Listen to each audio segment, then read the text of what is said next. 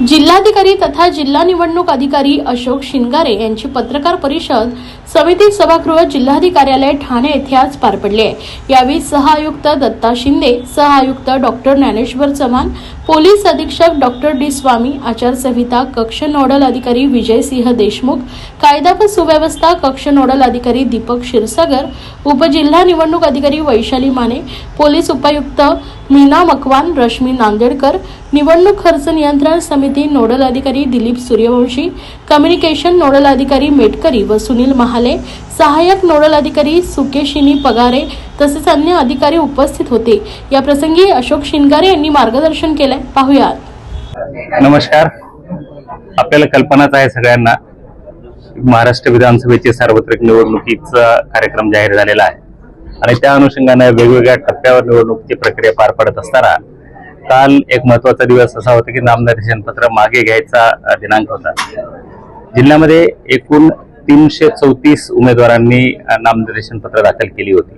वैधरित्या नामनिर्देशन पत्र प्राप्त झाली होती। त्यापैकी कालपर्यंत 90 उमेदवारांनी त्यांचे नामनिर्देशन मागे घेतले आणि जिल्ह्यामध्ये आता 244 उमेदवार सध्या निवडणूक लढवत आहेत। अर्थात हे 244 उमेदवार जे आहेत ते सगळ्या वेगवेगळ्या 18 विधानसभा मतदारसंघामध्ये आहेत। त्यामध्येही 6 विधानसभा मतदारसंघामध्ये उमेदवारांची संख्या 16 पेक्षा जास्त गेल्यामुळं किंवा जास्त असल्यामुळं त्या ठिकाणी 2 बॅलेटिंग युनिट आपल्याला वापरावे लागणार आहेत आणि उरलेल्या 12 मतदारसंघामध्ये मात्र एका बॅलेटिंग युनिटवरच काम मागणार आहे। या निवडणुकीसाठी सगळी तयारी पूर्णतः झालेली आहे। जिल्हा प्रशासन पूर्णतः सज्ज आहे। आवश्यक असलेल्या ईव्हीएम, व्हीव्हीपॅट, इलेक्ट्रॉनिक मतदान यंत्र, पोलिंग पर्सोनेल, कर्मचारी, त्यांची ट्रेनिंग, ही सगळी प्रक्रिया पार पडलेली आहे। मतदान केंद्र स्थापन करणे, त्या संदर्भात भारत निवडणूक आयोगाची मान्यता घेणे, ही प्रक्रिया पार पडलेली आहे। मतदार यादीही प्रसिद्ध झालेली आहे। जिल्ह्यामध्ये एकूण 72,69,339 इतके मतदार सध्या परिस्थितीमध्ये आहेत आणि ते सर्वांनी आपल्या माध्यमातून त्या मतदानाला बाहेर पडावं आणि मतदान करावं असं मी त्यांना आवाहन करतोय। यावेळेला मतदानाचा दिवस हा बुधवार असल्यामुळं त्या दिवशी लागून सुट्टी येत नसल्यामुळे मतदानाची टक्केवारी वाढणार आहे। मतदारांना फॅसिलिटेट करण्यासाठी त्यांचं नाव कुठं आहे, कोणत्या मतदारसंघामध्ये आहे, कोणत्या मतदान केंद्रामध्ये आहे, मतदार यादीमध्ये आहे, हे शोधण्यासाठी त्यांना आपण 1950 हा जो टोल फ्री नंबर आहे तो उपलब्ध करून दिलेला आहे। त्याशिवाय भारत निवडणूक आयोगाची वेबसाईट आहे, त्याच्यातूनही आपलं नाव शोधता येऊ शकतं। त्याशिवाय सीईओ ऑफिसची एक वेबसाईट आहे, त्याच्या माध्यमातूनही आपल्याला त्याचं नाव शोधता येऊ शकतं। मतदार यादीतलं नाव शोधणे आणि मतदान केंद्र शोधणे या दोन्हीसाठी सफिशियंट असं फॅसिलिटेशन यावेळेला करण्यात आलेलं आहे। आमच्या कार्यालयाकडूनही यावेळेला एक QR कोडच्या माध्यमातून एक लिंकद्वारे आपण त्या मतदान केंद्र आणि मतदार यादीतलं नाव शोधण्यासाठीची कॅम्पेन आपण करणार आहोत। मतदार जागृतीच्या संदर्भामध्ये अर्बन ॲपॅची आपण मागच्या वेळेला लोकसभेला मोडून काढू शकलो आणि आपल्या ॲव्हरेज पोलिंग पर्सेंटेजमध्ये साधारणपणे 5 ते 6% वाढ झालेली होती। तीच वाढ आताही पुढे वाढवून नेऊन आपण नॅशनल किंवा स्टेट लेवलचं जे ॲव्हरेज आहे ते आपण अचीव्ह करण्याचा प्रयत्न करणार आहोत। जिल्ह्यामध्ये व्हल्नरेबल एरिया नाही आहेत। क्रिटिकल एरियाच्या संदर्भामध्ये आज ऑब्झर्व्हर साहेबांच्या सोबत त्याचा असेसमेंट केला जाणार आहे। आवश्यक असलेले सर्व परीक्षण झालेले आहेत। व्हल्नरेबल एरियाचे आणि क्रिटिकल पोलिंग स्टेशनचे पोलीस अधिकाऱ्यांकडूनही सर्व आवश्यक असलेल्या प्रतिबंधात्मक उपाययोजना असतील, शस्त्राच्या संदर्भातली जमा करण्याच्या संदर्भातले ऑर्डर्स असतील, नॉन बेलेबल वॉरंट्स एक्झिक्यूट करण्याच्या संदर्भातले असतील, ती सगळी प्रक्रिया पार पडलेली आहे। CAPFची जी आपली रिक्वायरमेंट होती ती CAPFची रिक्वायरमेंट आपण DG ऑफिसला कळवलेली आहे। त्याच्या अनुषंगाने आपली 17 कंपन्या आपण ची आवश्यकता आहे आपण कळवलेलं आहे। त्यापैकी 12 कंपन्यांचा आतापर्यंत जिल्ह्यामध्ये दाखल झालेल्या आहेत। त्यांना आपण इलेक्शन रिलेटेड वेगवेगळ्या कामासाठी वापरणार आहोत। त्यांना अर्थातच कायदा आणि सुव्यवस्थेसाठी त्यांना वापरता येत नाही। आयोगाचे निर्देश आहेत त्यांना कायदा आणि सुव्यवस्थेची कामं न लावता त्यांना इलेक्टोरल रिलेटेड ज्या ऍक्टिव्हिटीज आहेत त्यामध्ये जसे की कॉन्फिडन्स बिल्डिंग मेजर असतील, फ्लॅग मार्च असतील, तर या संदर्भामध्ये आपण त्यांना त्यांची मदत घेणार आहोत। त्यापैकी 6894 एवढी मतदान केंद्र मुख्य मतदान केंद्र आहेत आणि 61 सहाय्यकारी मतदान केंद्र आहेत। ज्या मतदान केंद्रावर 1500 पेक्षा जास्त मतदार झाली त्यांना आता सहाय्यकारी मतदान केंद्र आता प्रस्ताव भारत निवडणूक आयोगाला पाठवला होता आणि त्यालाही मान्यता आता आयोगाकडून प्राप्त झालेली आहे. एकंदरीतच जिल्ह्यातली सगळी प्रशासकीय यंत्रणा, पोलीस यंत्रणा आणि इतर सगळ्याच शासकीय कार्यालय आणि शासकीय अधिकारी कर्मचारी हे निवडणुकीसाठी सज्ज आहेत. आता फक्त सगळ्या मतदारांना आवाहन करूया आपण सर्वजण आपल्या माध्यमातून की त्यांनी बाहेर पडावं आणि अत्यंत निर्भय वातावरणामध्ये मतदारात आपला पवित्र हक्क बजावावा अशी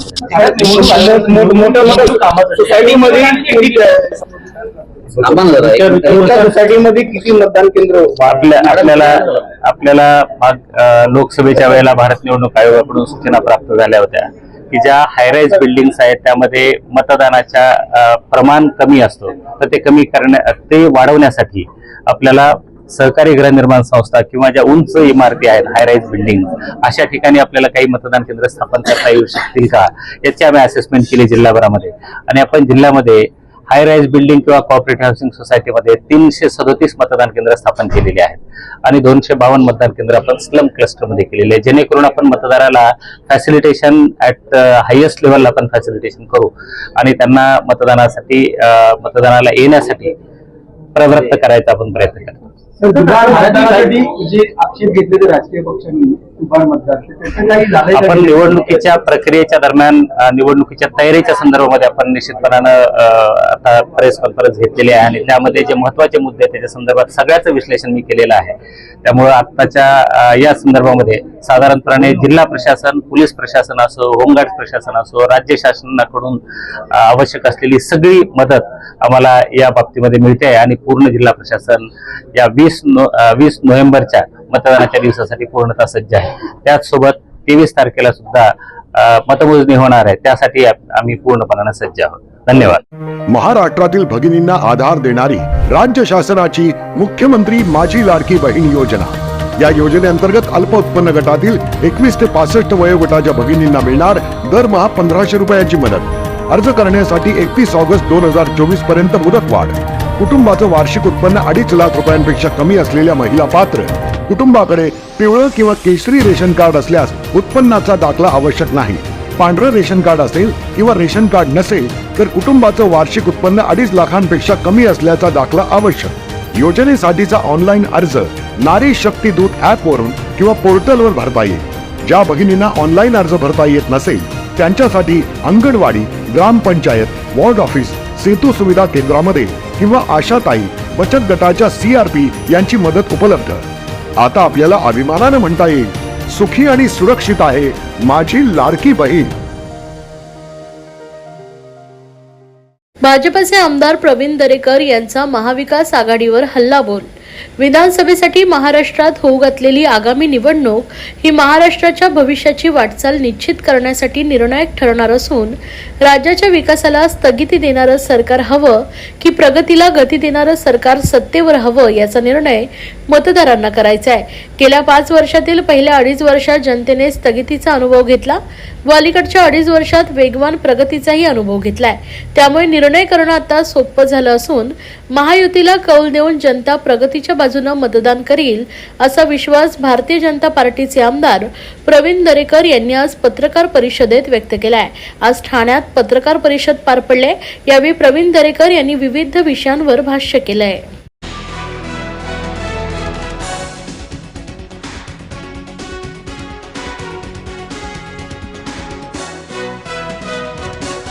पक्ष मेले तरी चालतील पण महाराष्ट्र जगला पाहिजे. ही महाराष्ट्राच्या भवितव्याची निवडणूक आहे. आज महाराष्ट्रात जो चिक्कल झालाय त्यांना कायमचं घरी बसवा. फक्त एकदा मनसेला संधी देऊन बघा. तुमच्या स्वप्नातलं महाराष्ट्र उभा करून दाखवीन असा आग्रही अर्ज मनसे प्रमुख राज ठाकरे यांनी केलाय. ठाणे विधानसभा मतदारसंघातून मनसेचे ठाणे पालघर जिल्हाध्यक्ष अविनाश जाधव, ओवळा माजिवडा मतदारसंघातून संदीप पाचंगे आणि कळवा मुंब्रा मतदारसंघात ॲडव्होकेट सुशांत सूर्यराव या महाराष्ट्र नवनिर्माण सेनेच्या 3 उमेदवारांच्या प्रचारार्थ मनसे प्रमुख राज ठाकरे यांची सोमवारी जाहीर प्रचार सभा ठाण्यातील ब्रह्मांड सर्कल येथे पार पडली. यावेळी राज ठाकरे यांनी ठाणे तलावांचं शहर होतं पण बर्बाद केलं. बिल्डरच्या घशात घालून वाट लावून टाकली. ठाणे एकमेव जिल्हा आहे जेथे 6 ते 7 महापालिका आहे.